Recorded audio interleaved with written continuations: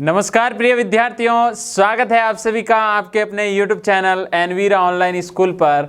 मैं महेंद्र बंजारा आज फिर से आप लोगों का जो चैप्टर चल रहा है अपने 10th क्लास हिंदी मीडियम का, उसका अपना ये पार्ट 4 वीडियो है। और आज के इस वीडियो में हम क्या पढ़ने वाले हैं, प्रश्नावली 2.2 के कुछ एक अच्छे प्रश्न अपन हल करने वाले हैं। और पूरा वीडियो देखना है, अच्छे से नोट्स बनाने हैं, इस चीज़ को विशेष ध्यान दीजिएगा और अपनी पढ़ाई शानदार तरीके से आगे बढ़ानी है।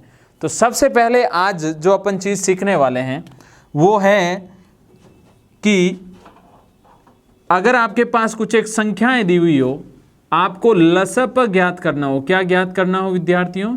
लसप। लसप किस किस विधि से ज्ञात होता है? पहले सबसे बड़ी बात, लसप किस किस विधि से ज्ञात होता है? तो सबसे पहले तो बात आती है अभाज्य गुणनखंड विधि। कौन सी विधि? अभाज्य गुणनखंड विधि। अभाज्य गुणनखंड विधि से अपन लसप ज्ञात कर सकते हैं, अच्छे से ध्यान दीजिएगा। और दूसरी आती है भाग विधि। कौन सी आती है प्यारे बच्चों? भाग विधि। और भाग विधि से भी मैं क्या निकाल सकता हूं? लसप। ऐसे कैसे? मसप ज्ञात करने की भी विधियां हैं। क्या चीज? मसप। मसप ज्ञात करने की विधियां कौन सी हैं? पहली तो है आपके अभाज्य गुणनखंड विधि। कौन सी है? अभाज्य गुणनखंड विधि। क्लियर है ना? अभाज्य गुणनखंड विधि। दूसरी है आपके भाग विधि। ध्यान देना बच्चों, भाग विधि। तो अब आप कहोगे सर इसमें और इसमें अंतर क्या है? अंतर देखो, एक और विधि है यूक्लिड विभाजन प्रमेय। यूक्लिड विभाजन, यानी यूक्लिड विभाजन से भी अपन क्या निकाल सकते हैं? मसप ज्ञात कर सकते हैं। क्लियर है ना? तो यहां पर सबसे पहले बात आती है अभाज्य गुणनखंड विधि, ठीक है। भाग विधि, ठीक है। कैसे होती है, किस प्रकार, एक एक एग्जाम्पल भी साथ में लेते चलते हैं। एग्जाम्पल देखिएगा प्यारे बच्चों, जैसे ये 15 और 18, इस 15 और 18 का मैं लसप ज्ञात करता हूँ। क्या ज्ञात करता हूँ? लसप। क्या ज्ञात कर रहा हूँ? लसप। लसपे के अंदर एक चीज लिख रहा हूँ, उसके बारे में विशेष ध्यान दीजिएगा कि अभाज्य गुणनखंड विधि, ये विशेषता किसकी लिख रहा हूँ मैं? अभाज्य गुणनखंड विधि की। कि यहाँ पर अभाज्य गुणनखंड करने के पश्चात, अभाज्य गुणनखंड करने के पश्चात, यानी अभाज्य गुणनखंड आपने कर दिए, करने के पश्चात आप लोगों के लिए जो चीज लिख रहा हूं अच्छे से ध्यान दीजिएगा। अभाज्य गुणनखंड करने के पश्चात सबसे बड़ी घात, सबसे बड़ी घात वाले अभाज्य गुणनखंड को, अभाज्य गुणनखंड को लिया जाता है। अब कैसे? यानी सबसे बड़ी घात लिया जाता है। कॉमन होना जरूरी नहीं, कॉमन होना जरूरी नहीं है बच्चों, कॉमन होना जरूरी नहीं। अब ये बात क्या है, पहले यहां पर आते हैं, अभाज्य गुणनखंड करते हैं। अभाज्य गुणनखंड कर लूं मैं 15 और 18 के। ये 15 और ये 18 टुकड़े करने हैं अलग अलग। अभाज्य गुणनखंड का मतलब, अभाज्य गुणनखंड का तात्पर्य क्या है? अलग अलग आपको क्या करने हैं बच्चों? टुकड़े करने हैं। तो 15 में किसका भाग जाता? 3 का। कितनी बार जाता है? 5 बार। फिर 5 के अंदर 5 का। 18 में 2 का भाग जाता है, कितनी बार? 9 बार। 9 में 3 का 3 बार, और फिर अंत में 1 बार। ये है आपका अभाज्य गुणनखंड। यहाँ पे लिख देते हैं कि 15 व 18 के, 15 व 18 के अभाज्य गुणनखंड क्या आए? ध्यान दीजिएगा, 15 व 18 के अभाज्य गुणनखंड आए हैं 15 बराबर 3 इंटू 5, यानी 3 की घात भी 1 है और 5 की घात भी 1 है बच्चों। ऐसे कैसे? 18 की बात करूं तो 18 के गुणनखंड आए हैं 2 इंटू 3 इंटू 3, यानी 2 की घात 1 और 3 की घात 2। क्या ये चीज समझ में आ गई? 15 के तो 3 इंटू 5, 18 2 इंटू 3 इंटू 3, यानी ये 2 की घात 1 इंटू 3 की घात 2। लेकिन अपन को यहां पर क्या निकालना है? लसप। लसप ज्ञात करने के लिए मैंने क्या लिखा? अभाज्य गुणनखंड करने के पश्चात सबसे बड़ी घात वाले अभाज्य गुणनखंड को लिया जाता है, कॉमन होना जरूरी नहीं। अब इन दोनों के अंदर देखना आप, इन दोनों के अंदर लसप में ज्ञात कर रहा हूं, इन दोनों में से कैसे ज्ञात करूंगा वो देखना। यहां पर देखो 3 की घात कितनी आ रही है 1, और नीचे वाले में 3 की घात कितनी आ रही है बच्चों 2। 3 की घात आज तक आपने इस विधि से मसप सीखा है, अभी लसप की बात हो रही है, विशेष ध्यान दीजिएगा मेरी बात पे। यहां पर 3 की घात 1 बार आ रही है, यहां पर 3 1 बार आ रहा है, यहां 3 कितनी बार आ रहा है 2 बार। कॉमन होना जरूरी नहीं, दोनों में आना जरूरी नहीं। यहां पर बस ये आप देखो कि 3 ज्यादा से ज्यादा कहां आ रहा है, यहां पर 3 की घात हाईएस्ट कितनी बार आ रही है बच्चों, 3 की घात हाईएस्ट आ रही है 2 बार। पहले समझ में आ गया। दूसरा 5 की घात हाईएस्ट 1 है, 2 की घात हाईएस्ट कितनी है बच्चों 1, तो अपन को तो लेनी पड़ेगी 2 की घात हाईएस्ट 1 और 5 की घात हाईएस्ट 1। बस आपको ये ध्यान रखना है कि अधिकतम घात कॉमन होना जरूरी नहीं। अधिकतम घात सबसे बड़ी से बड़ी घात, जैसे यहाँ 2 की घात 1 बार ही आ रही है वो ले लिया, 5 की घात 1 आ रही है वो ले लिया, 3 की घात 2 सबसे बड़ी है तो 3 की घात 2 ले लिया। यहाँ पर देखो 3 × 2 9, 2 की घात 1 2 ही होती है, ये 5, तो क्या रिजल्ट आएगा 9 × 5 × 2 10, 90 आएगा प्यारे बच्चों। क्या आ जाएगा 90। ये तो था लसप, और कौन सी विधि से, अभाज्य गुणनखंड विधि से।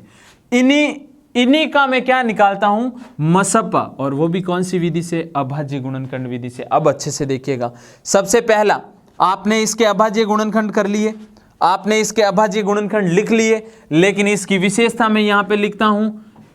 आपको करना क्या है, अभाज्य गुणनखंड करने के पश्चात, अभाज्य गुणनखंड करने के पश्चात क्या करोगे बच्चों, वो ध्यान दीजिएगा।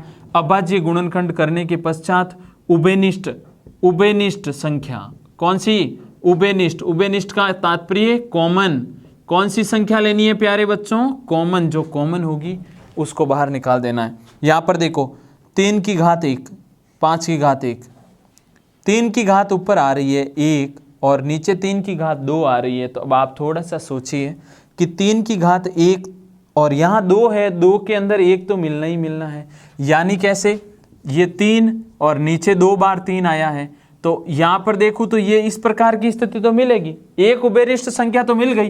तो यहाँ पर मैं मसप इधर ही लिख रहा हूँ, मसप बराबर क्या होगा बच्चों, 3 तो दोनों में आ रहा है, 3 यहाँ पे भी आ रहा है, यहाँ पर भी आ रहा है, क्योंकि मसप ज्ञात करने के लिए क्या करते हैं, उभयनिष्ठ संख्या अनिवार्य शर्त है। और लसप के लिए उभयनिष्ठ होना जरूरी नहीं, बड़ी से बड़ी घात को लेना है। जैसे यहाँ पे 3 की घात 2 लिया था, 5 की घात 1, 2 की घात 1 कॉमन थोड़ी था, लेकिन मसपे के अंदर कॉमन होना जरूरी है। 3 दोनों में आ रहा है, एक बार 5 ऊपर आ रहा है लेकिन नीचे नहीं, 2 नीचे आ रहा है लेकिन ऊपर नहीं। इसका मतलब अपना राइट आंसर मसपे के लिए कौन सा होगा बच्चों, मसपे के लिए राइट आंसर होगा 3। बढ़िया से समझ में आ गया, अच्छे से समझ में आ गया। आगे नेक्स्ट क्या समझेंगे अपन, भाग विधि। भाग विधि के अंदर आपको पता है कैसे करते हैं, इन दोनों को सम्मिलित कर दिया जाता है। सम्मिलित कैसे, अच्छे से देखिए, ये आप हमेशा सीखते आए हो, 15,18 ये चीज आपने आज तक पढ़ी है, 15,18। यहां पर देखो 2 के पहाड़े से ये कट रहा है, 15 तो नहीं कट रहा है लेकिन 8 कट रहा है प्यारे बच्चों 9 बार, और इन दोनों में 3 का भाग जाता है, यहां पर 5 बार और यहां पे 3 बार, फिर यहां पर वापस 3 का, 5 में नहीं जाता लेकिन 3 में जाता है, और फिर 5 का। क्लियर है।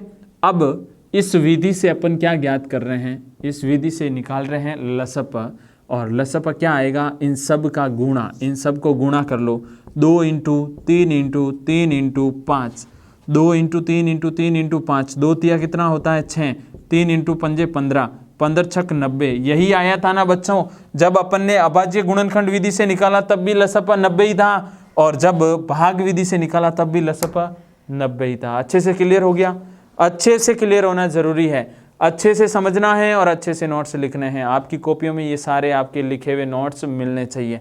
लसप अपन ने पढ़ लिया अभाज्य गुणनखंड विधि और भाग विधि से, यहाँ पे ये चीजें क्लियर होती है तो प्रश्नावली 2.2 आप अच्छे से हल कर लोगे।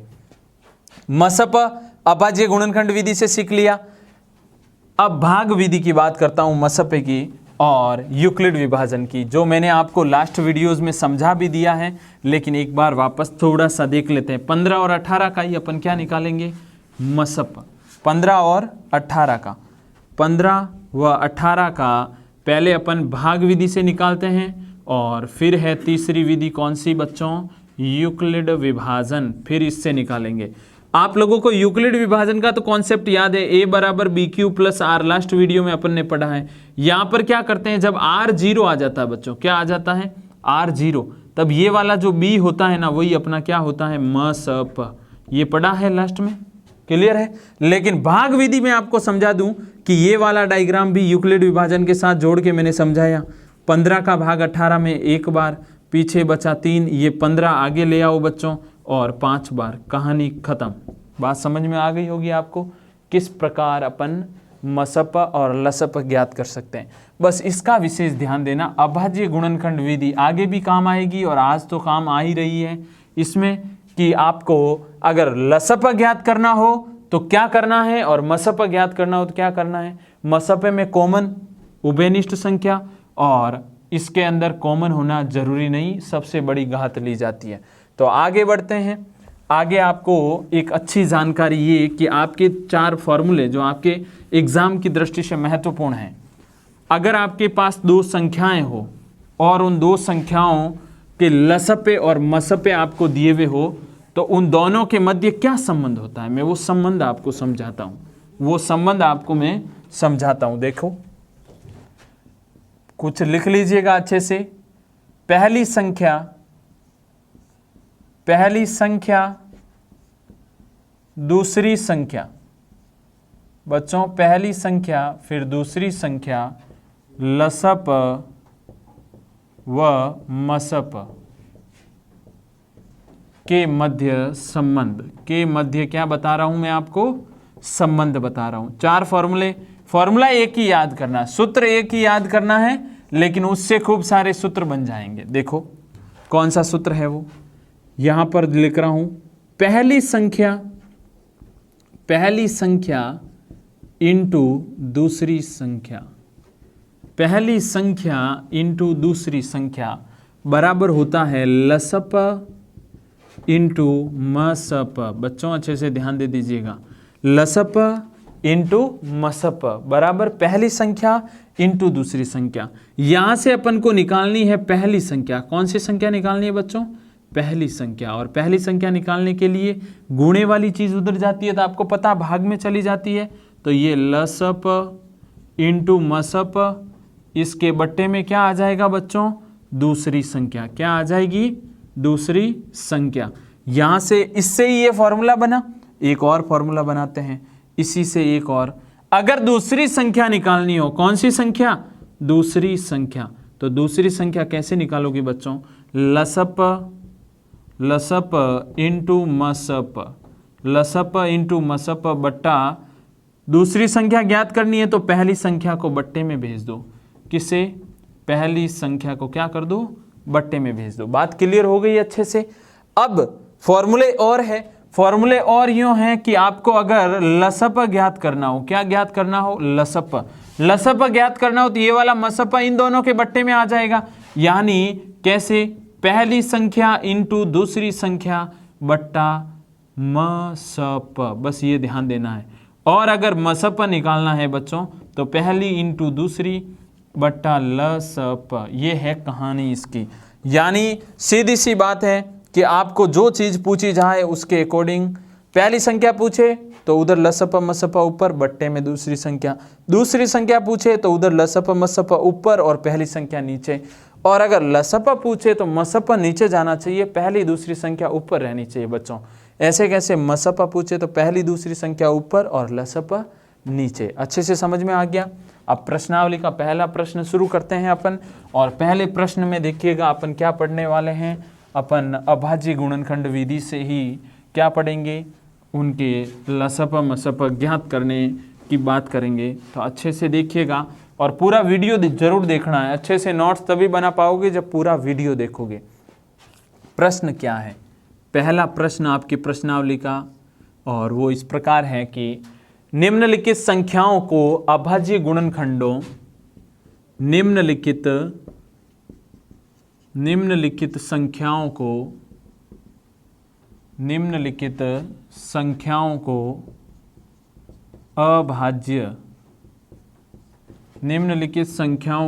अभाज्य गुणनखंडों यानी आपके पास संख्याएं दी हुई है, उनको अभाज्य गुणनखंडों के गुणनफल के रूप में, देखो बच्चों अभाज्य गुणनखंड करना सिखा रहा है आपको पहला प्रश्न।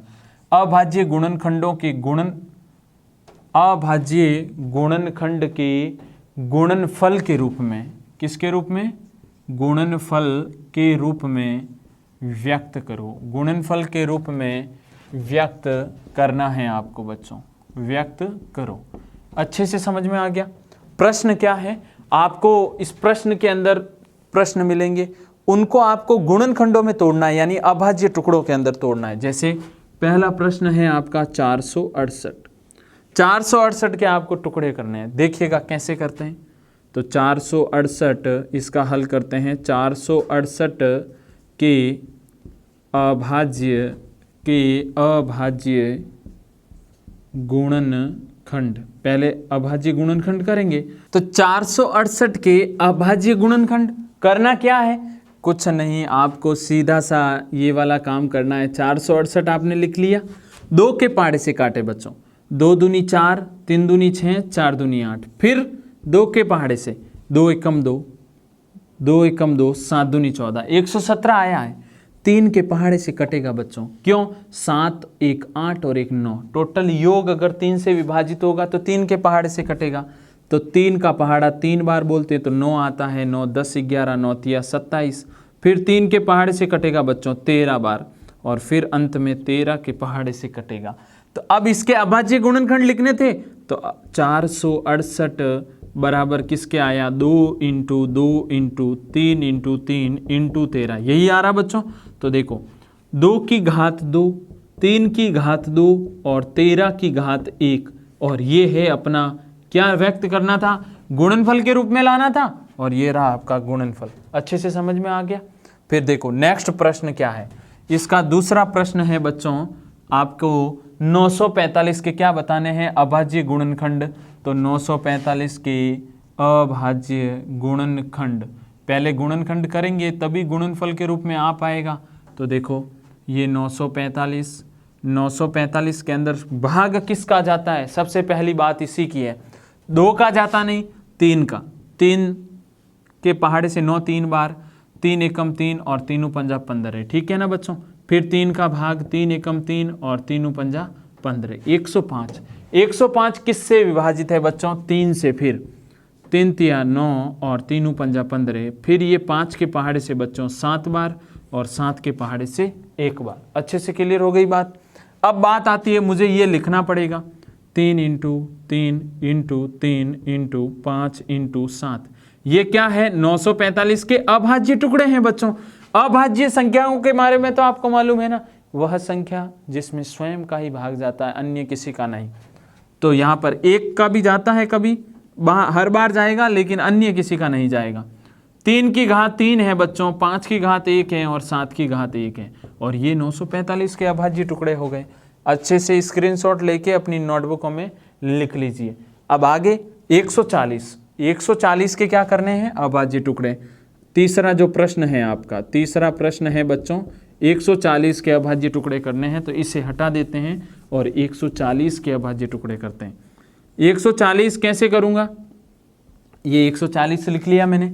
2 के पहाड़े से 70 बार कटता है बच्चों, फिर 2 के पहाड़े से 35 बार, फिर 5 के पहाड़े से 7 बार और फिर 7 के पहाड़े से 1 बार। अगर आपको वापस चेक करना है 35, 70 और 140 इंटू करोगे वापस आ जाएगा। लेकिन 140 के टुकड़े क्या आए बच्चों? 2 इंटू 2 इंटू 5 इंटू 7, यानी 2 की घात 2 और 5 की घात 1 और 7 की घात 1। आपको क्या गुणनफल के रूप में लिखना था? ये रहा आपका गुणनफल। क्लियर हो रहा है? साथ में अच्छे से समझ में आना चाहिए। अब आगे चौथा प्रश्न है 3825। क्या है बच्चों? 3825 के आपको अभाज्य गुणनखंड करने हैं, और ये है आपका चौथा प्रश्न बच्चों। कौन सा प्रश्न है? चौथा, क्वेश्चन नंबर 4। तो करते हैं इसके भी अभाज्य टुकड़े, पूरा देखते रहे साथ में वीडियो। 3825 है बच्चों, किसका भाग जाएगा वो चेक करते हैं। 2 का पहाड़ा, इकाई अंक 0 2 4 6 8 ये होना चाहिए, लेकिन 3 का भाग जब योग 3 से विभाजित हो बच्चों, 8 और 2 10 और 5 15 और 3 कितना होता? 18। तो 3 का भाग देते हैं, 3 एकम 3, 3 दूनी 6 और 2 8 होता है बच्चों, और 7 या 21 और 1 22, यानी 3 पंजा 15। ये हो गया अपना भाग देने के बाद रिजल्ट। 3 एकम 3, 3 दूनी 6, 6 और 2 8 होता है, 7 या 21 और पीछे 22 1 बचेगा 15। फिर मैं 3 का भाग लगाता हूँ बच्चों, तो कितनी बार जाता है, 3 चौके 12, 12 और फिर 3 दूनी 6 और 3 पंजा 15। अब इसमें 425 आ गया। 425 किससे विभाजित है? सिंपल सी बात है कि 4 9 10 11 5 का भाग जाएगा बच्चों। 8 पंजा 40, पीछे बचा 5 25। फिर किसका भाग जाएगा बच्चों? 5 का।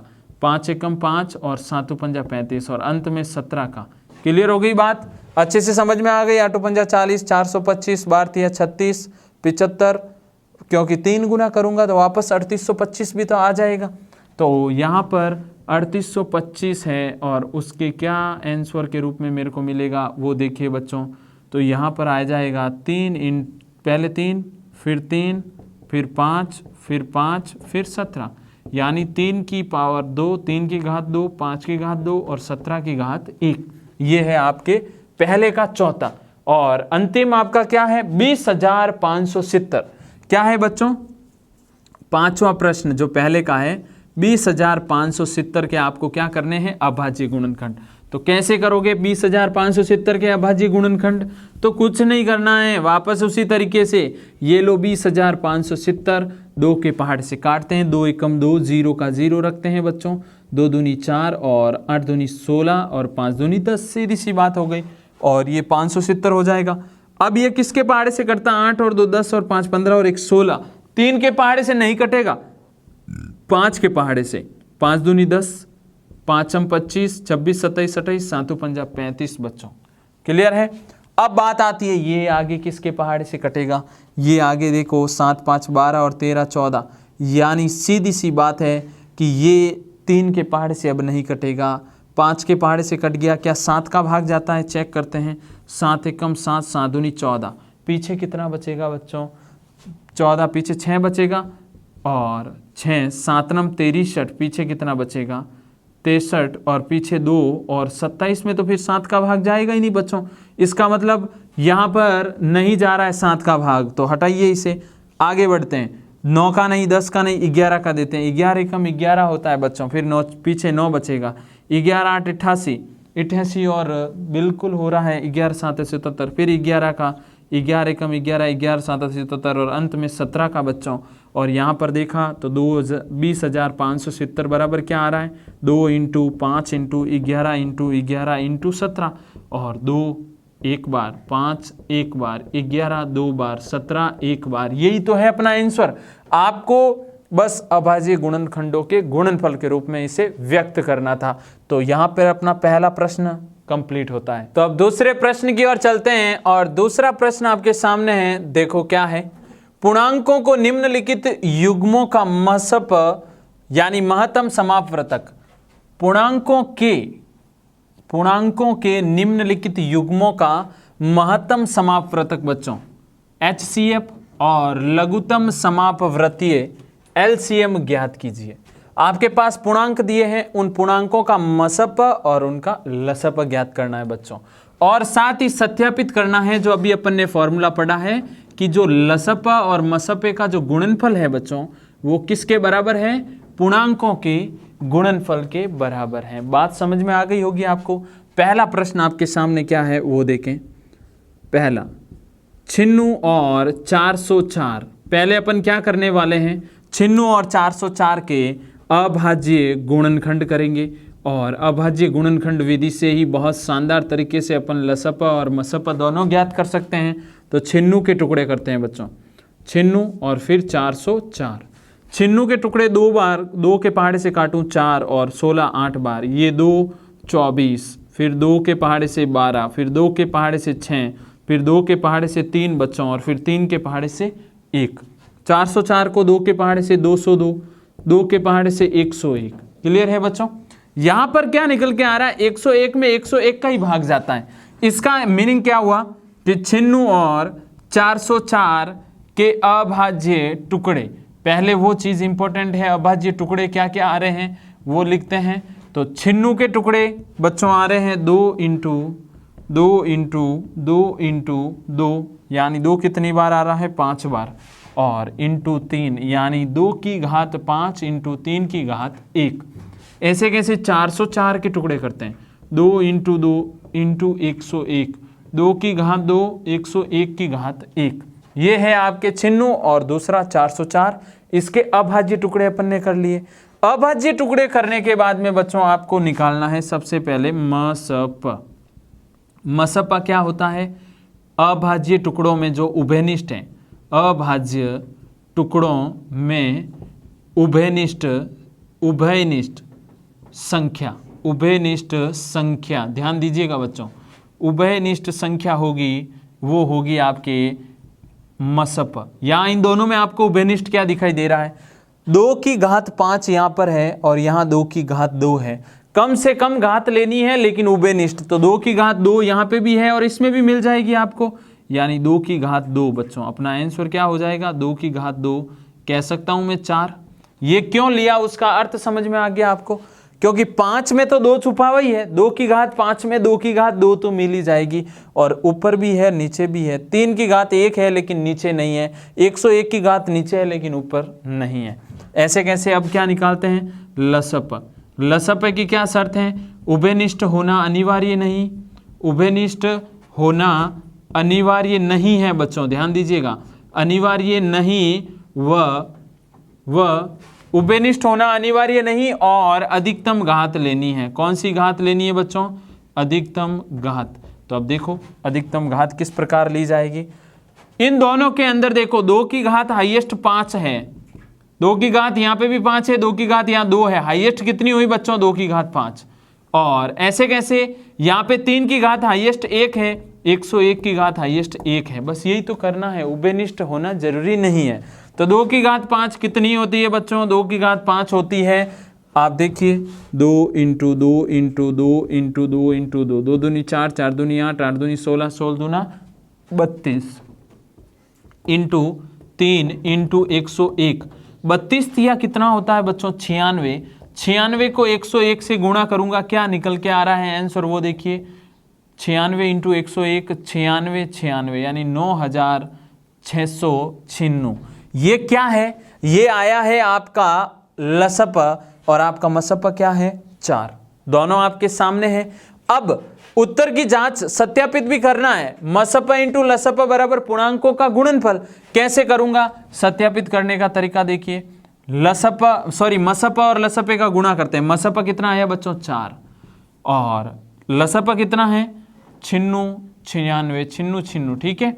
पूर्णांकों का गुणनफल, पूर्णांक कौन से थे, 96 और 404 थे, तो बराबर के उधर 96 इंटू 404 करिए गुणा, क्या आता है 4 का गुणा अब करना है 6 से, 6 चौके 24 और 36 और 2 38 बच्चों, हसल के 3, 24 और 3 कितना होता है 27, 2 बचेगा, और 9 चक 36 और 2 कितना होता है 38। ये तो आ गया आपका क्या, दो इधर वाले जो इस HCF और LCM का परिणाम की 38,784। अब देखते हैं 404 को 96 से गुणा करवाते हैं, 6 चौक 24, 6 चौक 24 और 36 36, 4 8 7 8 और 3 यानी बराबर के उधर भी 38,784 आ रहा है।